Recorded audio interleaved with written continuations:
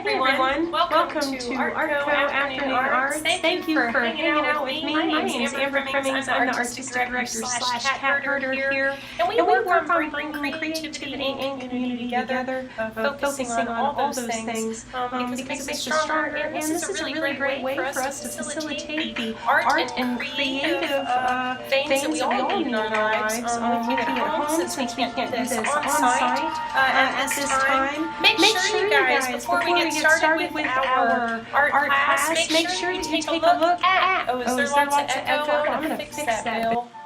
There should be no echo now. I'm so sorry about that. Hey, Bill, how you doing? Yes, time to stop work and start arting. Hey, I hope you and Linda are having a fantastic day. I hope that fixed the echo. And we're going to work on, just getting our basics down. Today's Monday. And, oh, yeah, like I said, before we get started, make sure you take a look at our website, our YouTube channel. We're over 800 followers now. If you could go in and do something super simple for us, if you're watching this video right now, click subscribe wherever that button is, and make sure that you follow us. This gives us another avenue for possible monetization. It helps us keep our business afloat when really that's, we're out there in the ocean trying to do the best that we can, and simple free things that you can do in order to help us do that really go a long way. So make sure you're telling your friends, family, coworkers, all that jazz to hit subscribe on our YouTube channel. That helps us feed ourselves, yeah? And so if doing those small acts every little bit helps, especially in times like this. And make sure you're also taking a look at our virtual art gallery. We have art by local DFW artists available for sale. Make sure you're going on there. Make sure that you are clicking purchase on one of those. That's a great way to not only get amount of money to ArtCo, it's a really fantastic way to get money into professional creative hands. A lot of them, haven't had paychecks, haven't had any money coming in since March. It's been a really rough time for a lot of them, and quite honestly, we are hitting we're hitting the starving artist problem right now. So anything that you can do to help support and also add beauty to your life at the same time, please make sure that you're thinking about doing that. It gets so easy and simple to throw money at large corporations when you're walking in the store, when you're doing all that stuff, and for some reason we seem to feel like we have to be more careful with it when it comes to local artists. So just make sure that you're supporting all that creativity.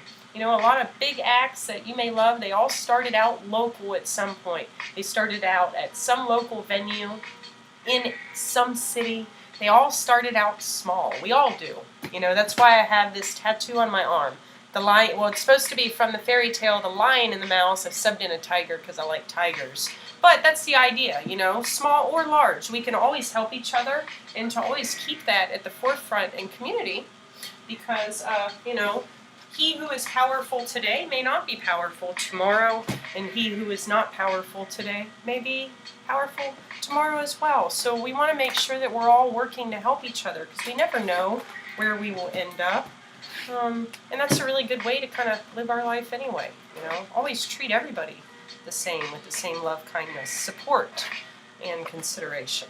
So I'm going to be working on a book today. We're doing back to basics, talking about doing the simple things and doing them right. And in this back to basics, we're going to be talking about line work, because drawing, the basics of drawing, is extremely important. I'm going to get here. We'll leave him so he can pay attention to the lesson as well, because sometimes he likes to watch the pencil work or pen work. We'll probably work with pen today. So this is a really simple, you just need some regular paper and you need a pen, and we're going to use this in order to work on and create our line project. And so this is going to be kind of like us making our own little art worksheet. So we're just going to be playing around with line drawing techniques is what is going to be really the focus of this. So I'm going to go in here. I'm actually just going to use a regular, I have got some good pens here. We'll stick with do I have a 5? We'll stick with a 5. That's a good middle of the ground one. And I'm just going to, which way is this oriented? Make sure I'm not upside down, which I might be. I don't think I am. Okay. Actually, yeah, let's keep it like this. I like it this way. So I'm going to go ahead and call this one Pen Textures, if you can see that. And I'm just going to start working on this. Now, our textures, I want to write some stuff out because we're going to do a little bit of note-taking today. Today's going to be a little bit more like Art 1 class, so that we've got some notes and all that jazz, and then you get to pick out and see my fun, semi-messy handwriting. So that'll be kind of fun. Look, and you can get a little bit of Doobs' face in there. Look, he's staring at something, contemplating the answer to life in the universe. Okay, so we're just going to work on our. So your textures. I'm going to use a different pen. I don't like using this one because with writing, it acts a little odd sometimes.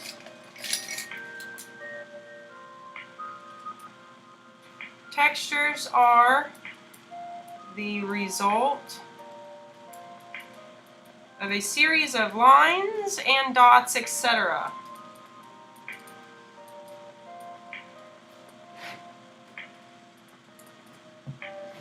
So that's what we're talking about with pen and textures, a series of lines, dots, etc. So when we do that and we repeat it, that's how it becomes a texture. And so another element to texture is your speed. Your speed. So you want to practice.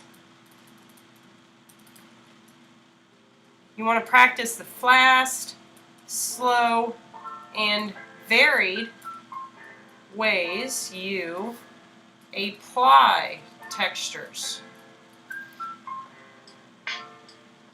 I've got the phone close to my head, but we'll switch it over to my face anyway. So when you look at a lot of artwork, you have some artwork that comes across as more frenetic, meaning it looks like there's a lot more motion or implied motion in there. And so what we mean by that, this implied emotion, is if I take a regular piece of paper and say I'm going to draw a circle, I'm going to open my pen up again, I'm going to draw a circle, and I'm just going to, I'm drawing slowly, but I'm just kind of going in a circular motion. And right now I'm not even looking at the paper, I'm just going slow, and my idea in my brain is that I want to make a bunch of circles on top of each other. So you see how I'm doing that. Now, I'm going to do it fast, I'm going to do the same thing, but I want my circles to be really fast drawn. And so you see there's differences in how they look. There's differences in the waviness of the lines. This one comes as more fluid. It looks more frenetic. Just like if I'm going to create a regular zigzag and then a fast zigzag, I'm going to have those different looks. And so that's what we mean when we're applying texture, because it's twofold. It's not just the marks you make, it's how you make the marks. This is a very important part of art making, how we make them, because even though we don't expect for that feeling to come through, it does. Just like with our signatures, I'll go back to handwriting experts. There are handwriting analysts out there that can determine whether a signature is real or not, especially when it comes to art valuation. That can be very important. It can be very important when it comes to business contracting and legalities.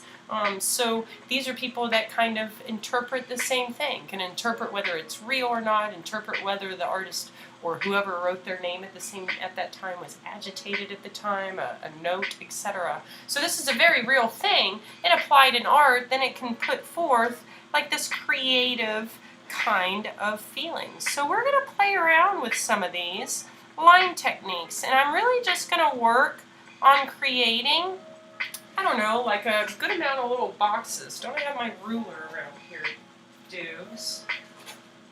So I'm going to grab a ruler here, and I'm just going to create, I'm going to scoot Doobs off to the side so you guys can see the whole thing now.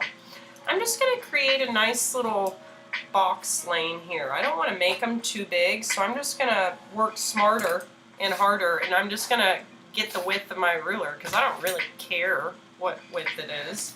And I'm just going to, I'm not going to totally measure it up and down, but I'm just going to get some lines down. This is good enough for government work. And this will give us some little boxes and sections that we can then go in and we can practice with some of our line drawing techniques. So we're just going to work on line drawing techniques, not the frenetic or kinetic movement that they might bring forth. You see Doobs, he's very excited to get started. He likes making marks on paper and then getting pen rubs at the same time. Bill says, lots of great shows streaming at DAC. Wish we could come celebrate the opening anniversary, but joining online is the next best thing. Yes, yes, most definitely. We may even have some very special opportunities for Jamley, etc. coming up for this weekend in September 5th, so make sure that you're on the lookout for those. And then Doobs, yes, he always makes me smile as well. He's quite fun to art with.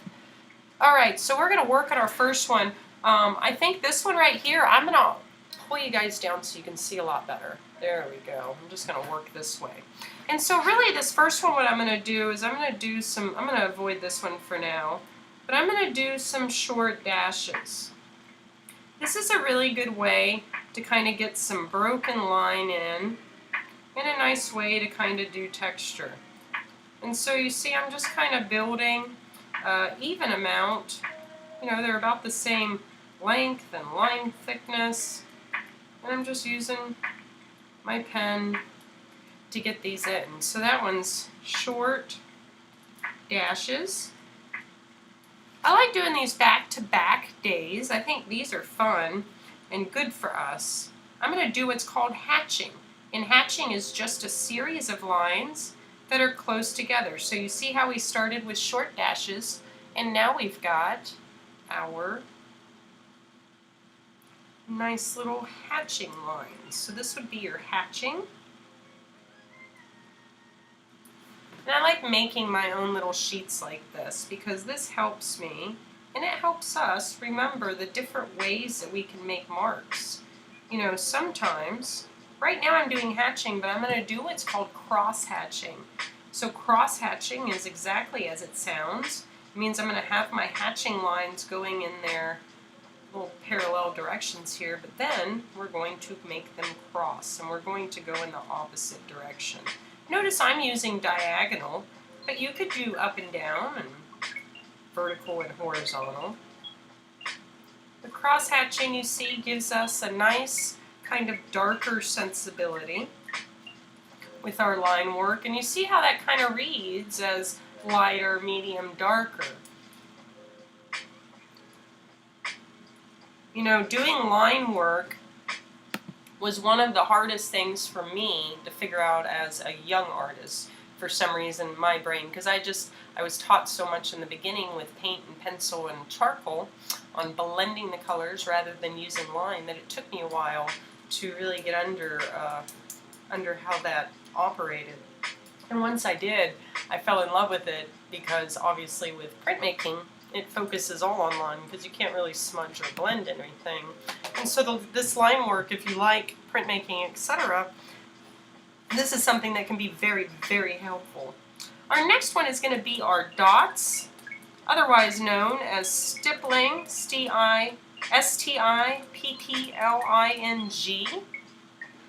You can read my handwriting there. And that's exactly as it sounds. We're just going to use little dots. This is also known as pointillism, when an entire piece is done with nothing but stippling. And now you don't want to do stippling fast because then you'll end up getting a bunch of dashes, and you don't want it to look messy like that. You want it to be nice little dots. And so I'm just taking my pen and I'm creating my little dots here for my stippling. You know, and these are lines that go nowhere. Just a little dot, which is the shortest line ever, technically. So this wonderful set of textures that we've got going on right now, I'm also going to play around with, you know, even things like scribbles can be something that can create a texture. Think hair or a tangled mess of string. And so I can go in and create a really cool kind of texture just playing around with that, with just scribbles. See, it's just all about making a lot of different kind of shapes here. Also contour lines, so we'll pretend we've got like a circle here. This is another way to create patterning. You can tell Doobs, oh, he's yawning. Do you see him? You can't really see him now that I got the arm in the way. Here, we'll pull this guy up here. So I'm just going to play around and we'll pretend we've got a little ball going on in here. And working with our contour lines. We can also play around with wavy lines. You know, these can create a really cool kind of topography. If you guys have ever done any map reading, super interesting how you can change up textures just by altering the wavy lines.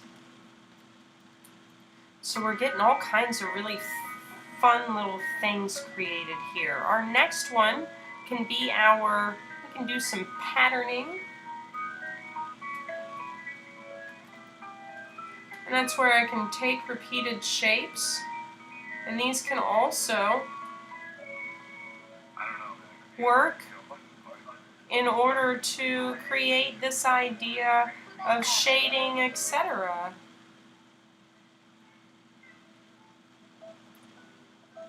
And so patterning creates a really fun avenue for us to play around with our shapes and creating textures and creating shading, because that's really what our main goal is to create this idea of something with form. Now remember, form is one of our elements and principles of art. Form is something that's 3D. For instance, this cup with my pens is a form. It's 3D. It's a shape that's tangible and round. It takes up space and it makes noise, which interests the cat. But 2D things are things that are drawn on paper, right? 2D, for instance, this is a cup, but if I just draw a circle, well, that's just a shape. The top of the cup's a circle, but the whole thing, the cylinder, right? And so what we're doing with this patterning and with our pen textures is our goal is that we make this flat piece of paper, or whatever it is that we're drawing, look three-dimensional. Like if we decided to draw Doobs, we want to make sure that he looks three-dimensional on the paper so that we get a realistic drawing. So he looks like something maybe, you know, we could imagine petting him if we looked at it with it being so realistic. And so that's really what we want, and what our aim is with these pen textures is we want to try to figure out how we utilize these in order to turn around and create this representation of something that's big and holdable and takes up space, otherwise known as a form. And so we're going to take these and play around with our forms. Now these are some of the basics. You can go on and create more. A lot of them will just be variations of these. I can create all patterning with all kinds of different shapes and different pen textures as well. I can also do wavy lines in a ton of different ways, depending on what the subject is. Contour lines, same thing, depending on what the form and the shape is. It's all going to change slightly. But these are some of the basic ways that we're going to utilize pen textures in order to create a full realized image. And I'm going to show you some basic images now that we can take these now that we've learned what they are and go into deeper understanding. And now we're going to learn how to apply these into an actual piece of art that we might be working on and drawing.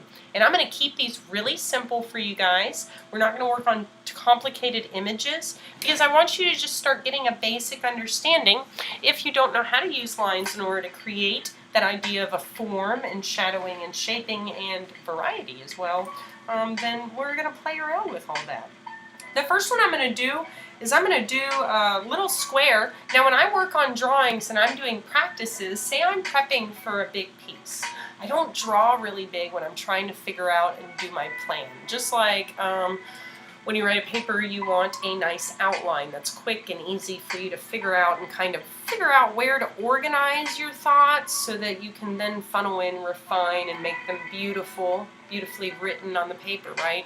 And so for me personally, I approach the creation of art process, the art creation process, in that manner. I do it especially when it comes to teaching, because I think it helps those that have very rigid brains, which a lot of us do. A lot of us are not super free. We're trying to stretch those muscles that have kind of gotten atrophied a little bit, maybe.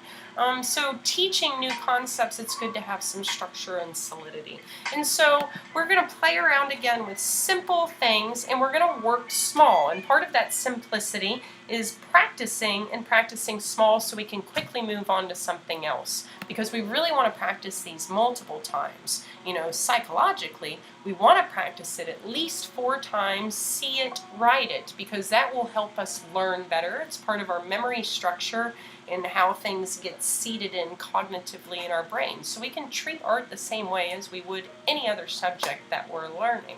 So we're going to put this to practice. I'm going to create what's called a thumbnail. This is me working small and simple so that I can practice these concepts, right? I just learned, it's kind of like I learned my vocabulary. Haha, now we're going to apply it over here visually.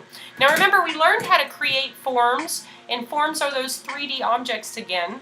I think I'm going to work with just like a cube, and I'm just going to freehand draw this. Good enough for government work.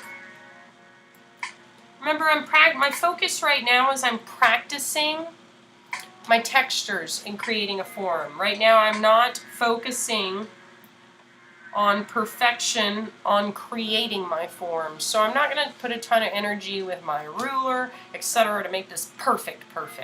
So we're just going to draw this out. It gives us a structure. I'm going to give it a table too, aka a horizontal line across the back, because then that helps kind of seat in the fact that we've got this sitting on something, and I want to make sure my line, you know, it starts here, it connects, and it kind of meets up where it should. I do want to make sure that that happens. And so I just go through and I've got my shape. Now I'm going to want to go in and I want to start using some of these in order to create the shadowing, etc. for this. So I think what I want to do is I want to work background first, and I'm going to, you know, create just, I don't know, a bunch of short dashes in the back just to create this idea of it's not white back there, but... And now you can do this in a pattern sense. I'm choosing not to. I like to do them haphazard. I think it looks less contrived sometimes when it's like that. And so now I'm going to hit the top part of it. This should probably, I think, typically, if we think logically, our light comes from above, basically. Unless you've got a lighting setup. Like I've got lights that come at me from 2 different angles here to make sure that I'm not just top lit and look like a scary person, right? So, but in normal life, not that I look like a scary person in normal life, but in normal life, typically your light source is at the top. So when I do my drawing, sometimes what I can do in order to keep my brain wrapped around where my light source was, especially when I was a younger artist and I kind of forget like where my shadows should be, I'll use a pencil and I'll actually create a little arrow. Sometimes I'll put a piece of tape right there with the arrow. That way I always have something that reminds me where my light is coming from. So I'm going to put a little arrow here, and this is going to help me figure out where my shadow's going to live. So if my light's coming at it from this side right here, that means my top is going to be my lightest. This side is going to be the darkest of my cube because it's the opposite from the arrow, right? That means the side that I can't see, which would be this side that goes down, would be the absolute brightest, probably, because it's coming at an angle like that. And then this is going to be a medium, and of course my shadow is going to live over here. And I think I'm going to go ahead and just create a little line right there. That way I know where my shadow is going to be defined now, since I'm using lines for this. Alright, so I'm going to go ahead and start. I'm going to play around. I think I'm going to use some hatching for the top. I'm not going to use my pen. I'm not going to use my pencil. I'm going to use my pen. And so I'm just going to create some simple parallel lines, otherwise known as hatching, to create a value on the top part of my box. And so for my next part is I want to create a value that's slightly darker from this, and what worked really well was cross-hatching. This one I did straight across. I think I'm just going to go ahead and do my cross-hatching, but when I do my cross-hatching here, if I did it straight across, it would work to flatten out that side of my cube. So when I do my cross-hatching, see how these lines are angled? I'm going to want to make sure that instead of a horizontal line, that I'm going to do a diagonal line that follows in with this angle all the way. So I just basically want to mimic these angles, and then I want to mimic these angles when I do my cross-hatching on my form. This will make sure that my marks with my pen are going to help me with my overall goal, which is to make this look 3D. And so I'm going to go in and I'm going to start working on my cross-hatching. I'm going to create my diagonal lines that are parallel to the lines of my cube. Oh, my pen almost just died. And then I'm going to create my vertical lines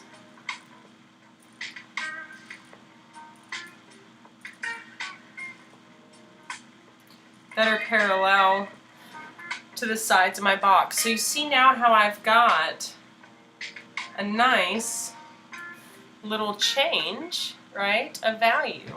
Well, now what am I going to do? Remember I said these are the basics and we can expand on them, right? So since I've got hatching now, or cross-hatching happening on two sides of my form, it might look silly if I decided to suddenly do scribbling on one side. Because remember, our other element and principle of art is harmony. Harmony is that we have this sense that all these things belong. So when we talk about texture and also contrast, right, I didn't use cross-hatching on here, but the background is not part of the form that is the entirety of the cube. So since I'm working with this form, within this form, I want my marks to be kind of similar. I want them to be harmonious. And so what I'm going to do with this is I'm actually going to take my cross-hatching and I'm going to do it instead of just two different angles of lines intersecting, I'm going to do it with 3 different angles of lines intersecting. This will make it look darker, and it's also going to provide a sense of harmony and unity within the structure of this cube that we're creating. So I'm not going to jump around. I'm going to use the texture that makes the most sense with the form it is that I'm drawing. So I'm going to go in and I'm going to work on creating my cross-hatching. So I'm going to go about it the same way I did before. Now you can refine this and not go so fast. Remember, we're just practicing concepts to get our brain wrapped around the basics of it. But you know, as you get better and you refine, you take more time. You could use a ruler to make sure all these lines are perfect and straight. There's lots of different things that you can do in order to refine, clean up. But again, we're practicing techniques. That's why we're doing little thumbnail drawings, etc. Now I've got my cross-hatching exactly like this side. See how they blend together now? No difference. So now I'm going to add one more angle. And this is going to be an angle that's totally different from the rest of them. And I'm just going to hit a diagonal. And it's going to start at that edge right here that I've got. And you see how adding this diagonal makes sense because it matches everything else. But it also adds a whole nice new layer of shadowing in there. You can tell Doobs is super, super amazed by this. So we've got a really nice texture there. So now we're going to want to play around more with our shadowing, etc. So now we've got to think about what we want to do with the table. So now we're going to think logically. If I look at my table visually in real life, my table's flat and smooth. So is my box, or not box, my cube, right? It's flat and smooth. How I've done this with my texturing, it gives forth the idea that it's not hairy, or it's not like a fuzzy cube, it's not made puffy and made of leather, right? We just kind of give this idea it's a hard surface through the use of line and how we created the kind of shape. And so I'm going to also assume that my table will want to be similar in texture visually to my cube. So this is again where we work on harmony, harmoniousness. And so I think if my cube is going to only have this hatching, my table most likely will match it and look fairly similar to this. Of course, it could be different because it could be slightly lighter, slightly darker table. So we could change the distance and how close those lines are together. But we'll probably still use those lines. So I'm going to do just that. I'm going to create some lines going across, trying to make sure that they meet up. As a matter of fact, I'm going to create one right here. And I'm going to draw them at the same time, meaning if I'm going to draw the one on the left, I'm going to draw it on the right. My pen's dying, I think. I've had this pen forever. Okay.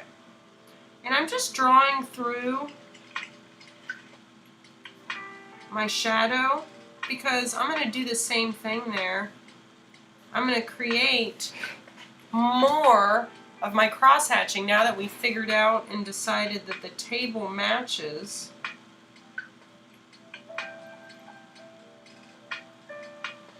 Now I'm going to add more cross-hatching. Okay, so we have our opposite. Remember, let's get back to our light source. Our light source is going to tell us where things are lighter and darker. So I've got my back side of my cube, which I said was the darkest part of my cube. But now we need extra. We need more dark for our shadow, because our shadow will be even darker than our cube will. Which means, since I've already chosen to do hatching here, what's probably going to work harmoniously for this is more cross-hatching. So that means instead of 3 angles, perhaps we'll do 4 angles in order to create a nice dark sense for our shadowing. So I'm going to go in here and I'm going to add some more. I'm going to create more of these lines going this way and make them denser than what they were for the rest of the table.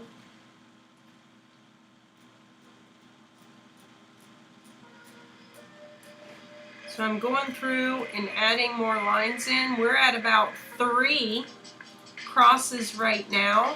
So you can see how it kind of starts to blend together. And now I'm going to hit it with the other side. Which side here? We'll get another slightly different angle. Remember, I'm doing these closer together too. And you see how that creates a beautiful shade. So now we have this nice finished visual using our techniques that we learned up here, right? And so we're going to play around with this again because that's just one variation. Now we want to play around with all of our hatching, etc. as well, and our stippling. So I think too, let's play around with a circle. Maybe I'll use this so I get a nice solid circle that's nice and perfect. So I'm going to get this drawn. I really like this thing. It's a helpful gadget for all of our needs. I'm going to go over this in pen. Actually, you know what? I think I am going to start using, I'm going to use this guy. I think this will come up better on the image. So I'm just going to kind of go around. I'm going to create a circle here, which is a shape, and I really want to transform this into a form, which would be my ball. So stippling is going to be another wonderful way in order to create this idea of form, using our pen marks in order to be that kind of magician with our imagery. And be able to play around with you know, how we're creating these marks on here. And so I'm not going to create a box for this one, but I am going to go ahead and use my pencil, and I'm going to create my light source. Remember I said I'm going to do my little arrow here. I'm going to circle it so you remember that this is my light source for my ball, which means when it comes to shading for my ball, if my light source is hitting here, let's pretend I'm going to create a little circle here with my pencil because I can erase it. This is going to be my highlight. And so I'm going to create some just basic shapes here. And I need to do a curve because this will give me some ideas of where my gradation stuff will happen. And so I'm using some contour lines, and I'm trying to radiate out from this. So you see when I create this one, I kind of curve it around. See how it kind of comes up right there? That's good. We want it to do that. So these are going to be helpful guides to me when I go in and do all of my stippling. You can see the cat found the pencil, so he's decided that maybe he wants to try stippling. This is apparently his favorite mark making, because that's when he decided he wanted to partake. Alright, so we're going to use this pencil, these pencil marks as a guide. Can you see those? Yeah? When we go and do our stippling. Remember, I can erase these. And so my stippling now needs to focus on getting our shading in. So I'm going to start in my darkest areas, because if I mess up here, if I go too dark, too fast in the light areas, I can't go backwards. So I'm going to start in the darker areas so I can kind of get a feel for how I want this to look as a finished shade. Now remember, when you do stippling, it doesn't necessarily need to be done in a pattern-like sense, but we just want to make a bunch of marks that hopefully are not overlapping too much, and that we're doing nice and slow with intention, and we're not creating a bunch of like tails, or we're not rushing through it. Stippling can be a really fun way in order to add shading and stuff to our objects. And so you see right here, as Doobie's watching too, Mr. Doobs, is that I've got a little bit of shadow going on this side of the line here. This is going to be my darkest spot. So as I go across and progress from that line, I'm going to actually make my dots less close together. You see that? So I'm just going to kind of disperse them. It's kind of like, you remember the science of water molecules when they get hot, they kind of get agitated and move further away from each other and move around. So pretend, you know, things are getting hot and you're just, instead of them moving around, you're just making your dots less close together. And so we slowly build this, doing our intentional marks, so that we can build this sense of shading. And then I just kind of, what I do now is I'll just use this as a good kind of lane or guide in order to go in, and now I'm going to make my decisions on how dark I want this ball to come across. Because I can get pretty dark with my stippling, it can get pretty dense.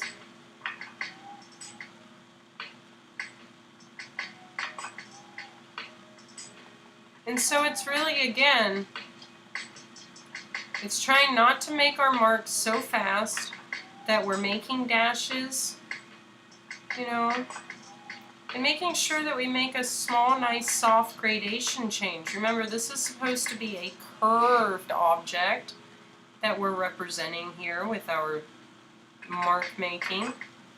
And so we want to make sure that this object has a slow, gradual change in how we make our marks.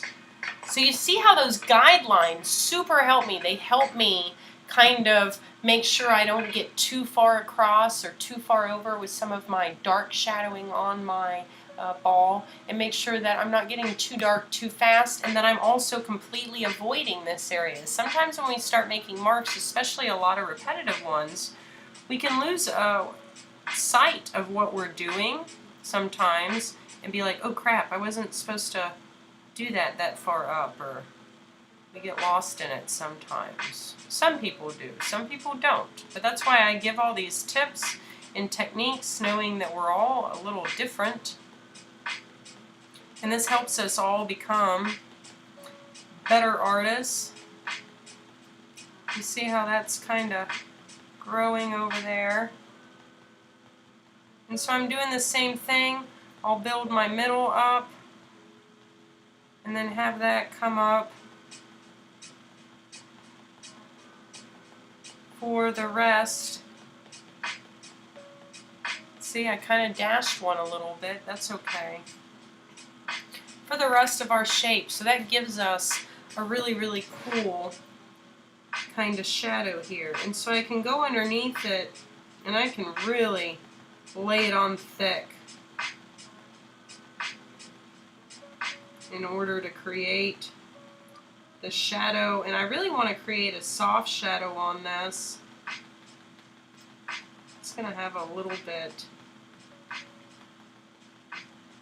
You see, I'm going to have them kind of spread out. Now, oh, you can't see that. Now I've got a little bit of shadow that's starting to come across here. This helps me get this guy seated.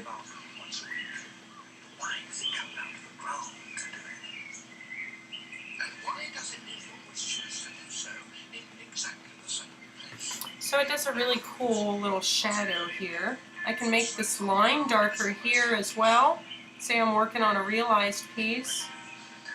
Maybe I want that line to be a little thicker down there to kind of showcase and show that I've got it darker. Maybe I didn't mean to make it that thick, but oh well. There we go. Look at that. Now we've got nice little sections there. And so that's a really fun way to use our pen, our mark making, in order to create this form on our paper. Hey China Cat, how are you?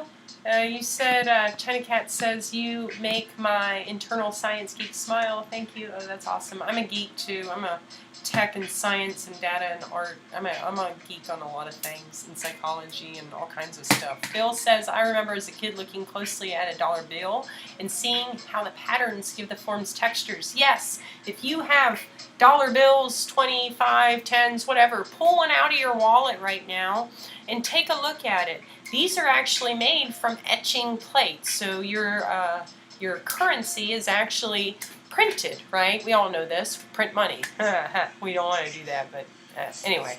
Well, that's a conversation for another time. But it's a process where they take these metal plates that are engraved. And so, you guys know, do I have a small one over here? I'll show you. We'll do another quick little art lesson here again on printmaking.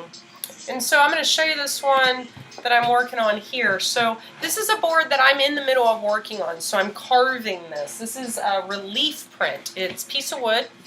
And what I do is I stain the wood with watered down paint. That way I can see what I take away. So when I carve things out of this, it will take away the red. Let me grab some of my tools. I wasn't planning on talking about this, but we can. Because currency's fun, and it does. It utilizes and showcases line work a lot. So if you look at your currency, you'll see a lot of lines and broken lines, etc. And so that's done by etching. Now, it's a little different from relief etching, because here what I'm doing, my goal is to take away. I want to take away things and take all the things that are brightest away, because those are the things that will not print, aka anything that's cut out here looks lighter than the red to remind me anything that's red will print black if I print in black. So I need to remember everything that's red that I see right now will all turn one color and will be the dark part, because only the places that are raised or not cut out are the places that print. Now how engraving printing, engraved pieces work differently is that the ink settles into the cuts, and that's how it works with the printing of currency. Those are big metal plates that get inked, and then the ink on the raised parts gets wiped away basically, and it prints through that. So we're playing around with all of our lines, because lines, especially for printmaking, helps us figure out and realize how to make our images. And so you see a wide variety. I use a lot of straight lines, but you see I also use a lot of nice little processes that kind of make them go out and create this sense of shading. For instance, here on this crow, a lot of line work here in shading, and the crow's kept pretty dark because it's supposed to be a dark kind of entity. And also I've got moons and all that jazz. So playing around with this in doing our carving is something that helps us finish out all of our pieces of our images. And so I'll show you a little bit of the carving here. I've got part of like a sky that I haven't finished yet. This is actually off a photo of my, I'll show you here. This is actually off a photo of my grandma that I modded so that I could get her in there, because I care a lot. So this is working on it's been sitting for a while. But anyway, I'm going to show you how we get the carving done. And so these are just shaped little razor blades. This one's a nice little, V-cut. V is what it's called.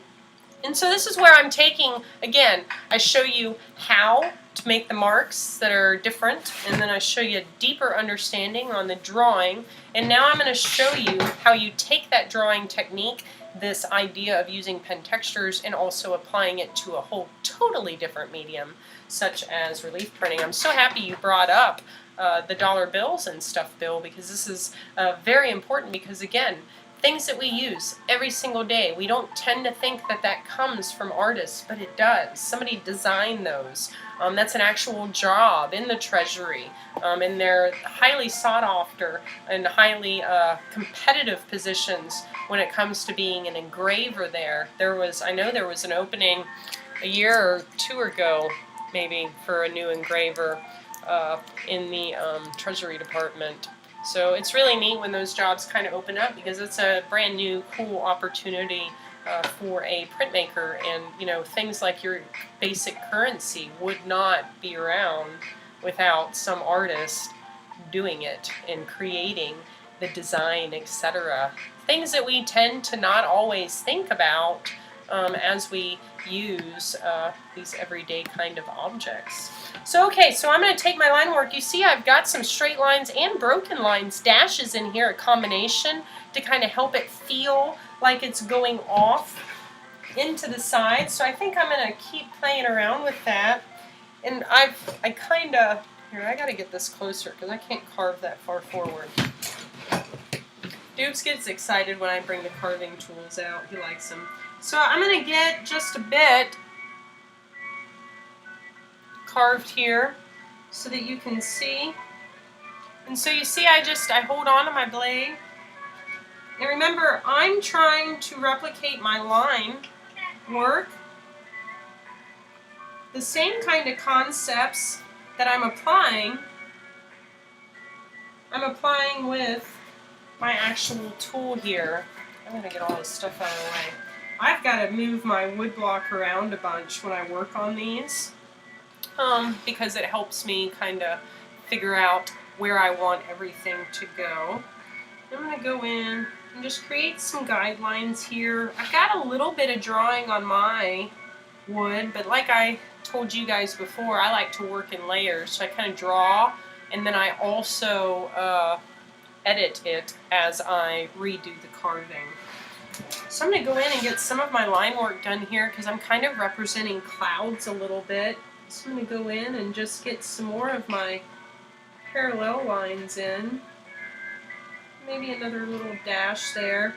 And this is where I'm just utilizing, this artistic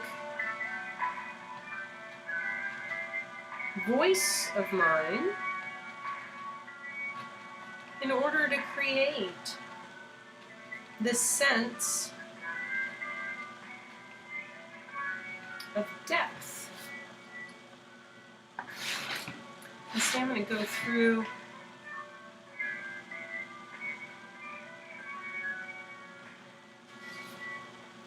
and play around with adding another curve in there. And getting some more of this line work in.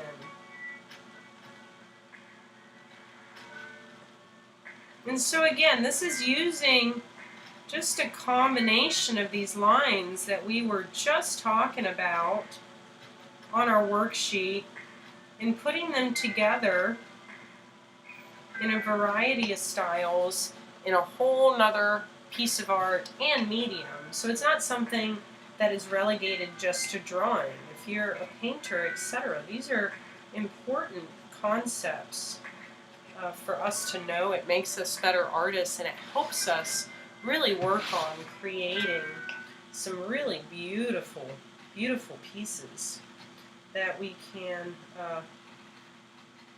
put all these sums of all these parts together. And that's why these basics in these classes, I think, are so important, because we never know where our educational holes are until we know, you know?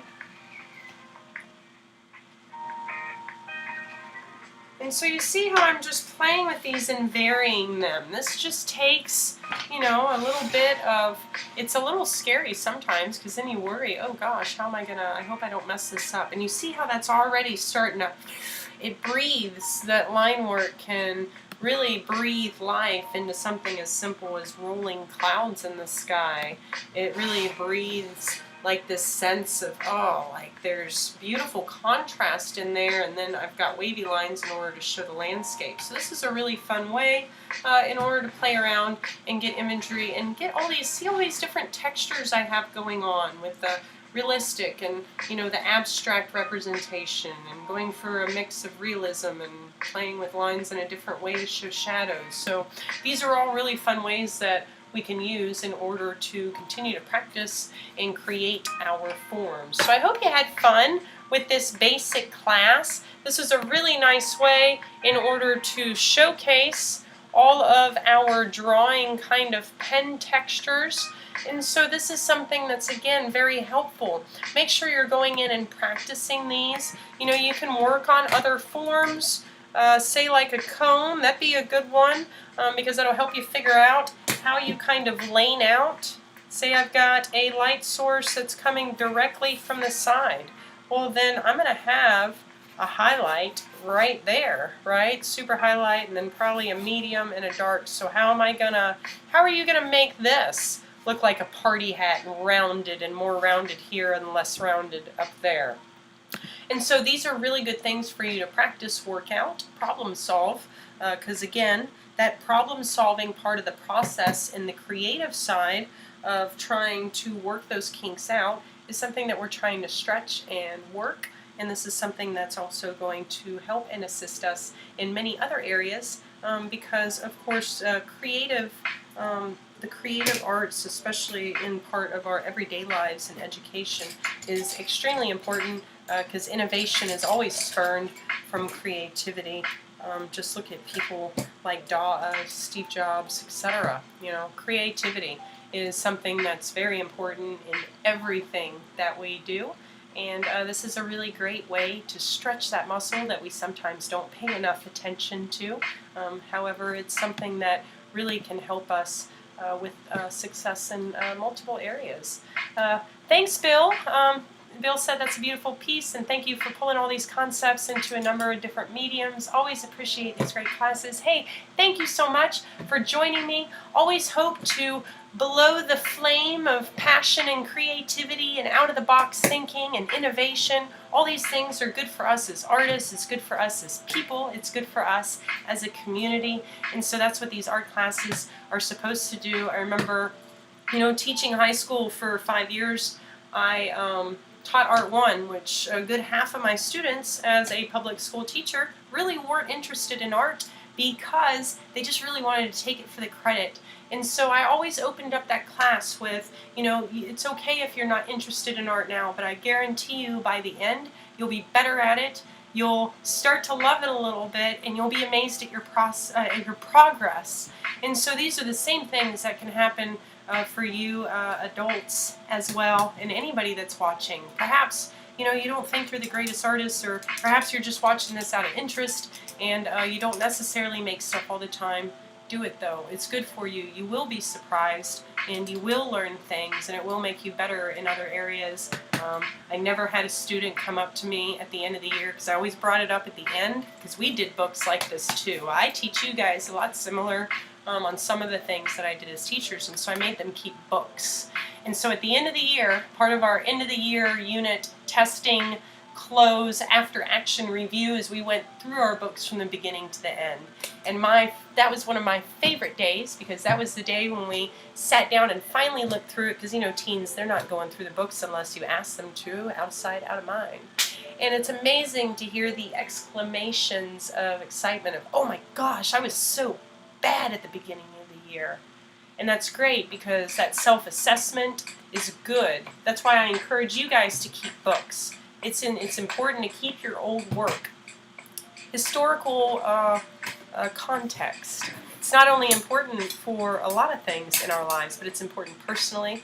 It's good for our mental health to look at how we grow. So if you haven't reminisced on how you grow, make sure that you're thinking about that today, because that's another good way to do it. And you will grow with these classes if you work with me. I know that I continue to grow every time I teach them. They're good for me as well. We are all both teachers and students. Speaking of, if you have any materials, classes, ideas, crafts that you're like, wow, I'd really love to see Amber demo that or talk about it or teach on it, please make sure you're dropping those in the comments, letting us know. Please make sure that you're supporting Deep Ellum Art Company. Go on to our donation link, support the efforts that we do. This takes time, energy, money, man hours. Please make sure you're doing things in order to help support the ways that we work so hard to support community ourselves. Make sure you're taking a look at our virtual art gallery, supporting our local artists, and then also support local venues. Go on to saveourstages.com. Make sure you're clicking, writing, signing that legislation, talking to all of your community leaders and members. There's a lot of reports out there that we're going to lose 90% of our live venues. That's a lot, people. So make sure that the places that you truly love, that you don't take for granted that they're going to be there forever, and that you're showing them true support, because our strength is in community, and we all need each other going through times like this. I'll be back tomorrow, Tuesday, at 3 p.m. I'll be doing an art journal / art therapy exercise. This is where we work in our small book. We do a little bit of mixed media, and then we play with getting our art into our brain a little bit, and how we're feeling, and the things that are going on, and all that jazz. It's a really fun way to explore ourselves, explore mediums, and explore different ways to make things. Thank you guys again for hanging out with me. You have a wonderful afternoon. It looks kind of warm outside, so I think I'm mostly going to stay inside, but whatever you choose to do, I hope it's beautiful and full of joy, and I will see you tomorrow.